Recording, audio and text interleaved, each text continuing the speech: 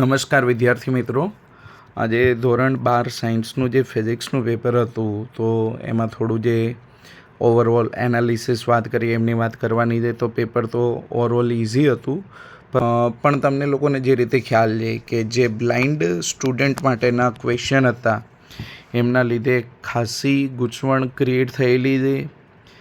ક્યાંક ને ક્યાંક સમજવામાં ભૂલ થયેલી છે, ક્યાંક ને ક્યાંક સમજાવવામાં ભૂલ થયેલી છે, ક્યાંક ને ક્યાંક જે પેલું બુલેટ આપેલું છે એમાં બી ભૂલ થયેલી મને લાગે છે પર્સનલી. તો જ્યારે એક્ઝામ પતી એટલે સ્ટુડન્ટ જોડે નોર્મલી વાત થાય તો પ્રોબ્લેમ એ હતો કે જે સ્માર્ટ સુપરવાઇઝર હતા એ લોકોએ બાળકોને કીધું કે ભાઈ આ નંબરમાં જો નોટિફિકેશન આપેલું છે અને એમાં જે પ્રમાણે કીધેલું છે એ પ્રમાણે તમારે એટેમ્પ્ટ કરવાનું છે. સ્માર્ટ સુપરવાઇઝરે બાળકોને કોઈ આન્સર આપ્યો નહીં.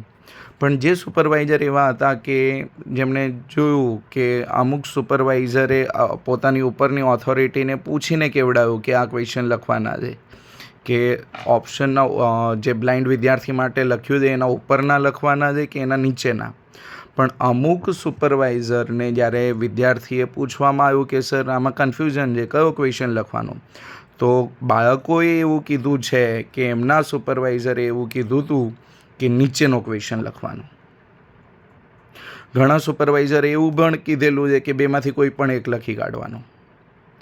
આજે બાળકને કોઈ વિગત જો સમજમાં નથી આવતી તો એ સુપરવાઇઝરને પૂછે તો કંઈક સાચો જવાબ મળે તો આ કોઈ ગૂંચવણ ઊભી થાય નહીં. સૌથી પહેલું પ્રોબ્લેમ કે અંધ વ્યક્તિ માટેનો જે અંધ વિદ્યાર્થી માટેનો જે ક્વેશ્ચન છે એ તમે વચ્ચે લખ્યો છે. કદાચ ક્વેશ્ચનના એન્ડમાં લખી કાઢ્યું હોત તો બાળકને કોઈ ક્વેરી કોઈને પૂછવું પણ ના પડત. બીજો પ્રશ્ન કે આપણે જે પેલું બુલેટ મારેલું છે એમાં માત્ર એવું લખ્યું છે કે જે પ્રશ્નમાં ગ્રાફ કે આલેખ હોય ત્યાં આપણે એવું મેન્શન નથી દેખાતું કે જો આન્સરમાં પણ ગ્રાફ કે આલેખ આવતો હોય તો એ અંધ વિદ્યાર્થી માટેનો ક્વેશ્ચન નથી. એટલે આ ગૂંચવણ એક એ બી થઈ જાય. ત્રીજો વસ્તુ કે બોર્ડ દ્વારા જાહેર થયેલું જે સેમ્પલ પેપર છે, બોર્ડની પોતાની જે ડીઓની ઓફિશિયલ યુટ્યુબ ચેનલ ઉપર જેમાં બાળકો માટે અવારનવાર સારા ટોપિકો સાથે વિડીયો મૂકવામાં આવતા હોય છે, બોર્ડ દ્વારા જાહેર કરેલી જે ક્વેશ્ચન બેંક છે એમાં જે છેલ્લે 2 સેમ્પલ પેપર આપેલા છે બોર્ડ પરીક્ષાને અનુલક્ષીને, એમાં કોઈ પણ જગ્યાએ આ પ્રકારના અંધ વિદ્યાર્થી માટેના ક્વેશ્ચનો હતા જ નહીં.